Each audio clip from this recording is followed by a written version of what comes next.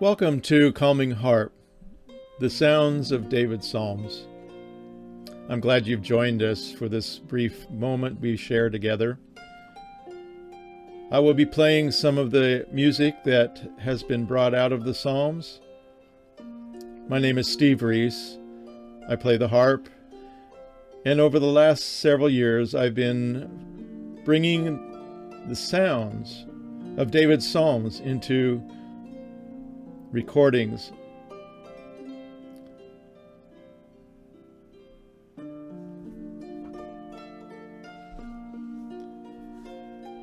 You can find a lot of my music on my website, www.calmingharp.com.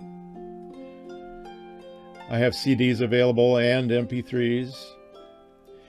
And you can go to YouTube.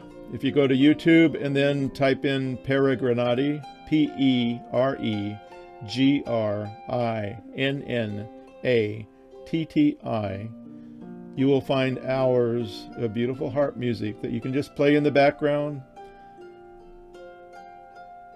and be calmed with the music that David may have played for his sheep at one time or another. So as we share this half hour, join me and enjoy the sounds of David's harp.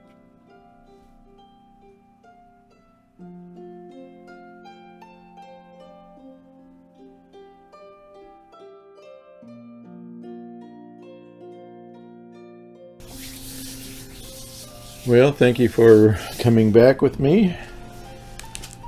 This is ending up being a whole lot more long-lasting than I thought it would be.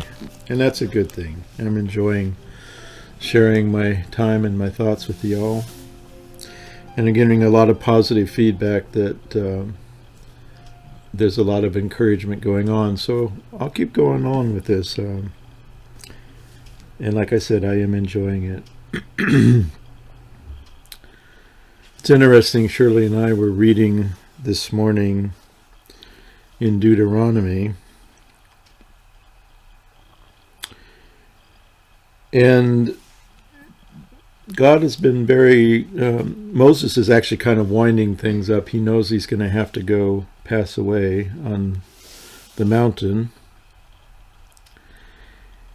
And he's going over all of the laws that Yah has set up over the 40 years. And I maintain that many of these laws were already in place well before Exodus. They had just been handed down orally. We know that they were keeping Shabbat. We know that there was tithing going on. There's a lot of things that we see earlier on in Genesis that was taking place, and yet we don't see anything written down as far as the law until we get down to Sinai. And but now they've come to the edge of the promised land, and Moses is going over everything because he wants to make sure that everybody understands what the covenant is that God has placed with them. In fact, in Deuteronomy 29, he I think it's in verse 11 or so. Anyway, starting with verse 9, you stand this day, all of you, before Yahweh your Elohim, your tribal heads, your elders, your officials, all the men of Israel, your children, your wives, even the stranger within your camp. Kind of includes everybody, from the woodchopper to the water drawer, to enter into this covenant with Yahweh your Elohim, which Yahweh your Elohim is concluding with you this day with its sanctions, to the end that he may establish you this day as his people and be your God, as he promised you, and as he swore to your fathers Abraham, Isaac, and Jacob, Yaakov. I make this covenant, this is God speaking now, with its sanctions not with you alone, but with those who are standing here with us this day before Yahweh our God, and with those who are not with us here this day. Well, that kind of includes everybody, doesn't it? So he's making this covenant with everybody.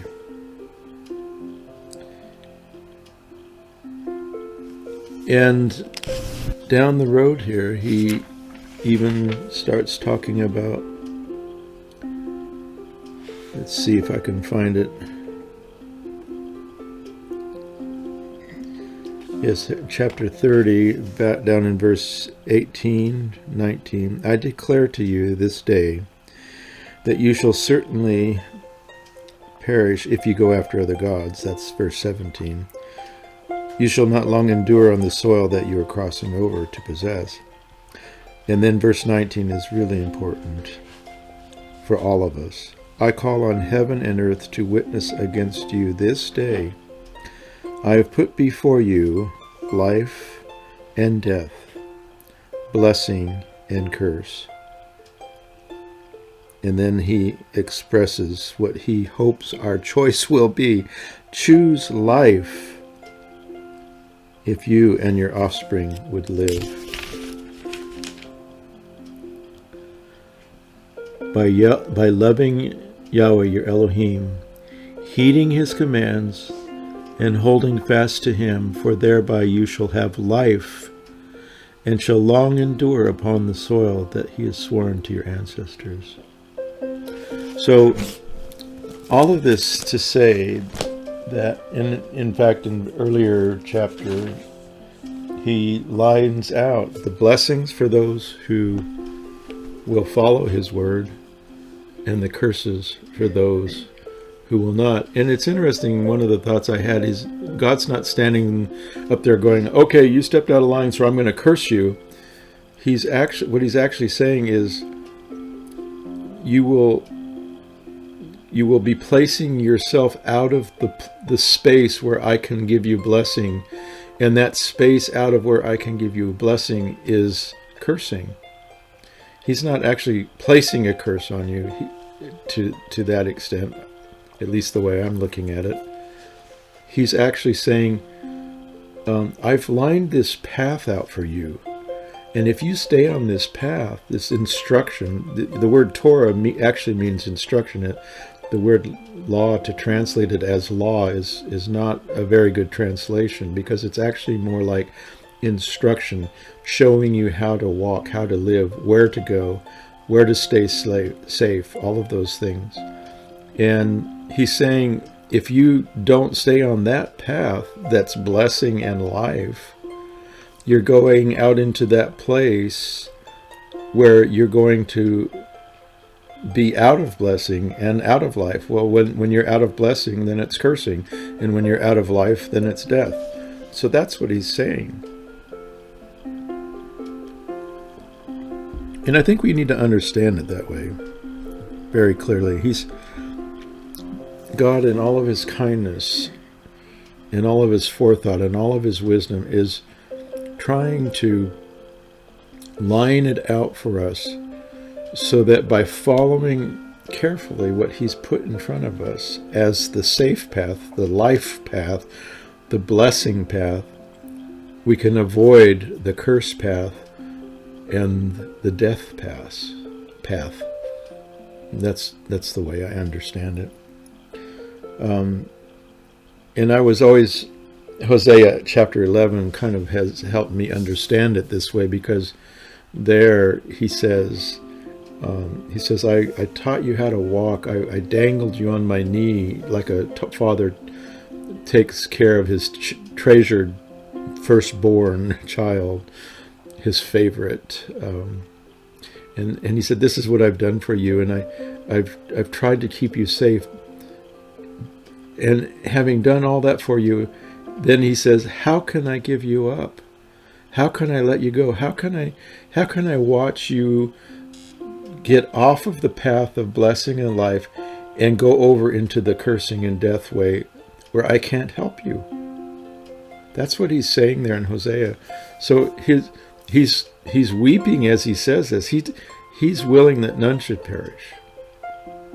He doesn't want to see us make that bad choice. But if we make that bad choice, he has determined that he will not force us. He wants us to be free to make our choices. And that's even free to make the wrong choice. But when we make the wrong choice, his heart cries out, how can I give you up? How can I let you go? And so, having said that, I also wanted to make some comments. The music that I'm playing in the background is 174 hertz for healing frequency. And I have it up on my YouTube with some video going as well. But I just wanted to be thinking about, because the cursing and the blessing, the death and the life. One of the ones I did recently was on Yahweh our healer. And a lot of that healing has to do with staying on the path of righteousness. And even Psalm 23, he leads me in paths of righteousness. That's his plan for us. And so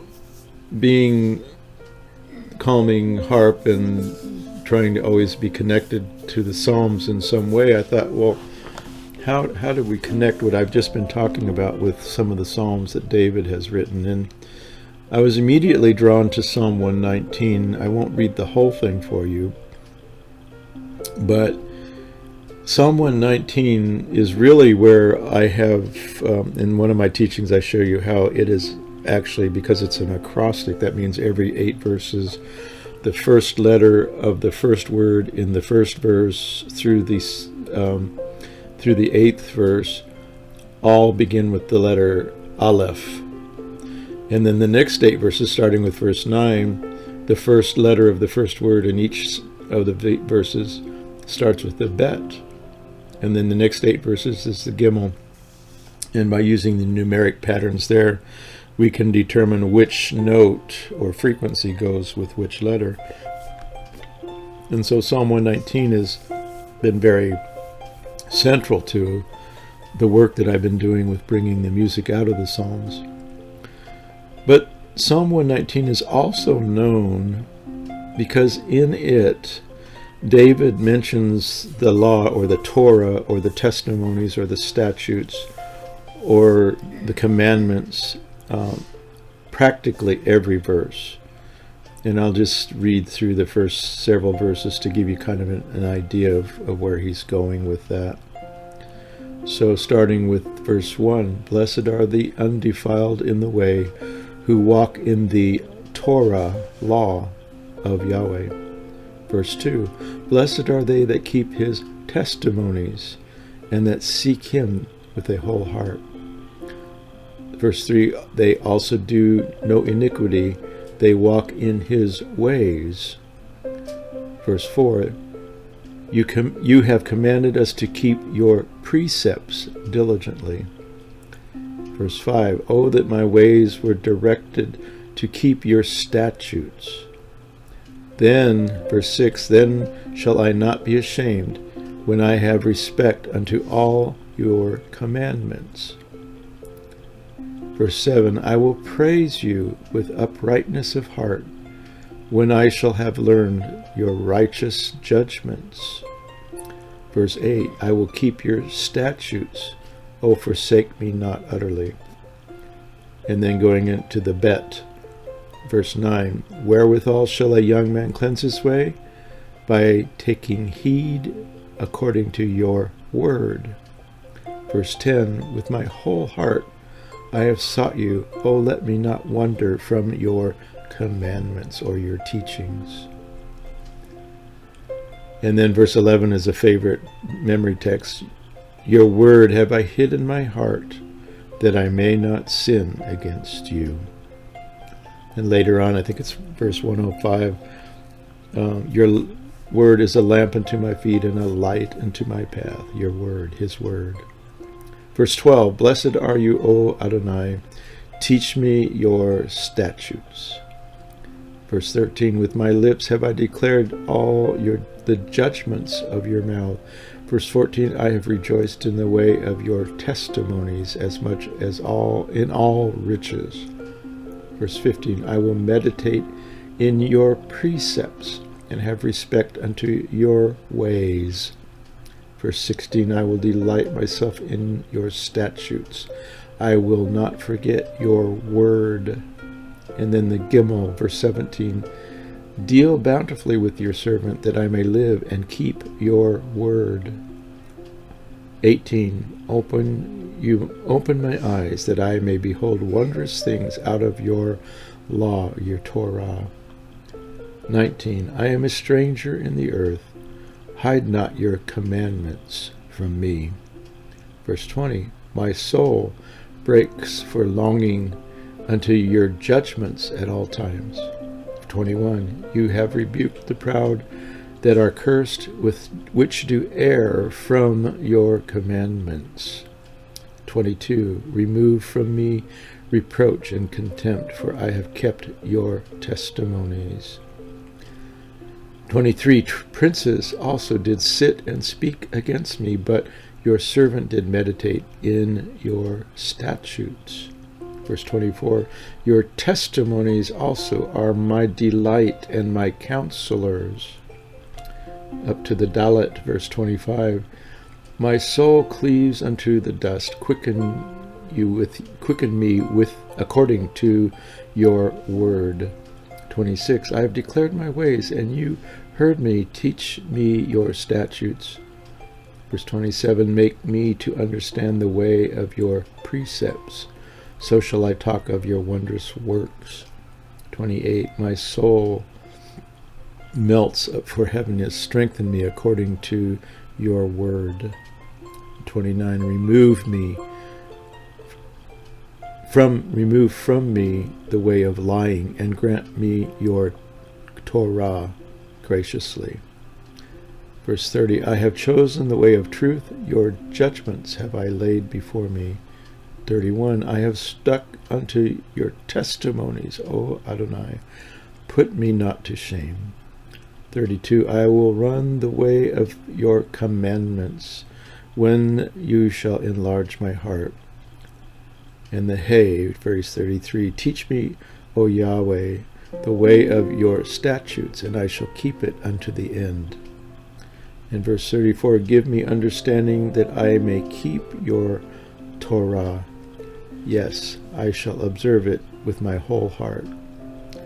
Verse 35, make me to go in the path of your commandments, for therein do I delight. And I could go on, I won't do the whole psalm, but the amazing thing about this is that every verse has something, practically every verse has something about the Torah, about the way of blessing and life. David recognized that what Moses had said in Deuteronomy and the covenant that God had cut with Israel was the only way to have that fullness of life, to have life and to have blessing.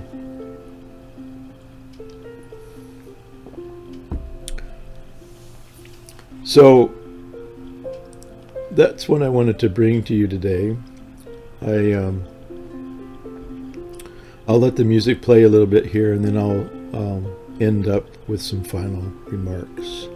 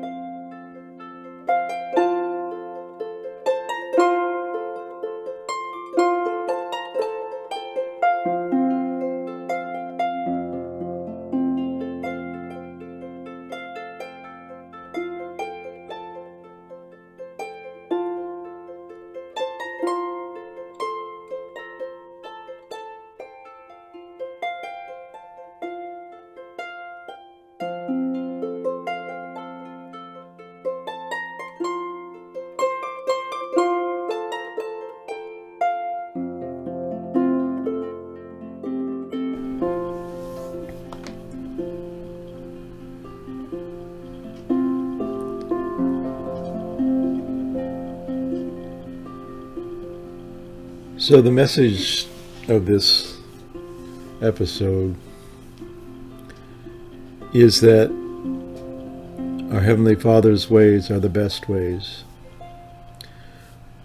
He gave us a set of instructions not to be mean, not to lord it over us, not to prove who's boss, not to just see if we'd follow along, not to prove anything. He gave us this set of instructions because he wanted us to have blessing and he wanted us to have life. He didn't want us to be having disease. He didn't want us to be suffering financial difficulties. He didn't want us to have social strife. He didn't want us to have leaders that try to practically wage war against their citizens. It's what it looks like in some places around the world right now. That was not his design. His design is for us to have blessing and life, to have good and not evil, to have hope in the future, as he says in Jeremiah. That is his design for us. And if we will commit, like David in practically every verse of Psalm 119 declares, that we would love his law, that we would follow his, and once again, law is teaching, Torah, that we would love his precepts, that we would seek his commands. David is encouraging us through the Psalms that our Heavenly Father's way is the best way. And if we can bring ourselves into that place of following it, walking it, and turning our back on the voice of man, and turning toward the face of our Heavenly Father, we will have life and blessing and shalom. Be blessed in this week. So I hope you've enjoyed our time together. Stay tuned, as I say. Little pun. I have many more songs to share with you. I have more to share about how this all comes together. And I pray that you will share and help people, especially those you see stressed, especially in these times that we're going through. Bring people to this calming and this peace and this rest that this beautiful music of the Psalms of David brings to each of our lives. Thank you for listening. Hope to see you next week. Many, many blessings to you all today.